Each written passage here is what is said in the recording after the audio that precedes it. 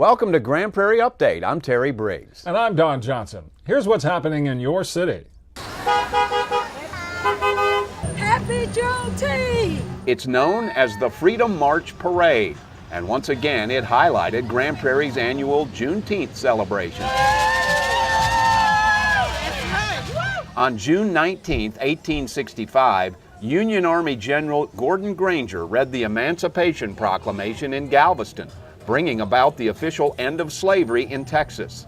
In 1867, the first celebration of Juneteenth took place at the state capitol in Austin, and it continues to this day in communities like Grand Prairie. Happy Juneteenth! The parade begins at City Hall, proceeds down Main Street and into the Dalworth neighborhood before coming to an end at Tyree Park. On behalf of the City Council, hereby proclaim June 19, 2014 as Juneteenth Day in our city. There, city and state officials addressed the crowd about the event's significance in history during a ceremony that also included the awarding of college scholarships to the winners of an essay contest. Afterward, everyone enjoyed lots of fellowship and food courtesy of the barbecue lunch that has become a big part of Grand Prairie's Juneteenth tradition. Juneteenth means love, it means laughter, it means freedom, it means family.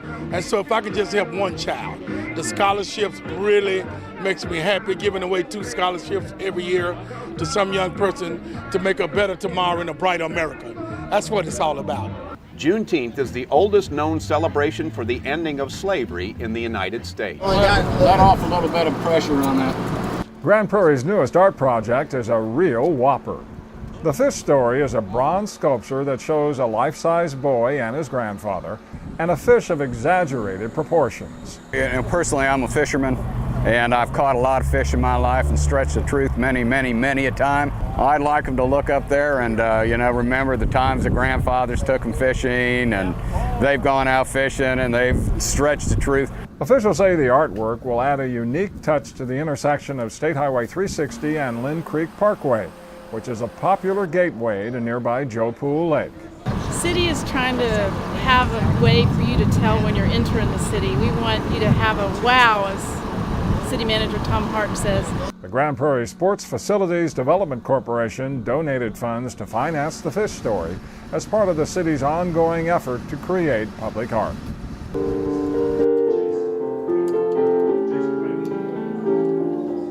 The Uptown Theater was the place to take a stroll down memory lane as the Grand Prairie Arts Council celebrated its 35th anniversary with a history exhibit, reception, and program to recognize some of its greatest achievements since its beginnings in 1979.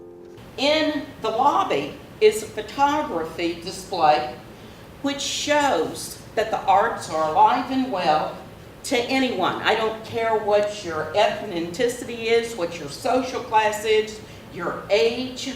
If you have the will to be in the arts, the Grand Prairie Arts Council is going to show you the way, and we hope for the next 35 years. Thank you so much. Rodrigue was one of 5 former or current presidents of the Arts Council Board that came to speak and reminisce before the night's other big show began. I have always been a woman who arranges things like furniture and daffodils and lives. The Arts Council has also been commemorating the occasion with the staging of the popular musical Hello, Dolly.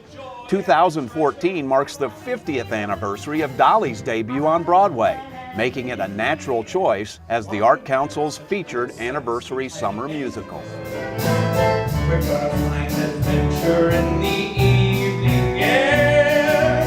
Girls in white and on curfew nights, with the lights as bright as the stars. For more information about future Grand Prairie Arts Council events and performances, you can visit their website at artsgp.org or call 972-642-ARTS. Grand Prairie is turning to a high-tech tool to help fight the bite of mosquitoes. The city is using a larvasonic to attack mosquitoes in vacant swimming pools and other sources of stagnant water where the bugs breed. The larvasonic uses sound waves at a frequency that doesn't harm beneficial insects, but ruptures mosquito larvae. Officials say it's more efficient than the old-school strategy that relies only on larvicide, a chemical that takes several days to activate. It's an instant fix. Like I said earlier, it solves the problem right there, and it actually is pretty cool to see it work and how it uses sound waves to kill the larvae, but yet it keeps everything else that's healthy alive still. Its main focus is the larvae.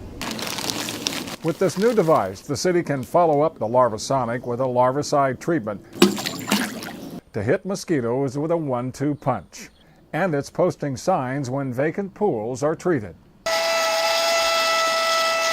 So far this year, Grand Prairie has had no mosquito samples test positive for the West Nile virus. But officials say city traps are collecting more and more of the insects. So they urge the public to brush up on the 3 Ds of protection. Drain pots, buckets, and patio furniture. If you own a swimming pool, run the filter and treat for algae. Wear insect repellent that contains DEET because it works the best against mosquitoes. And avoid going out at dusk or dawn when mosquitoes are feeding. If you are outside during those hours, try to wear long sleeves and pants. For more information about protection against the West Nile virus, go online at gptx.org/fightthebite. That's it for this edition of Grand Prairie Update. Hope you'll join us next time.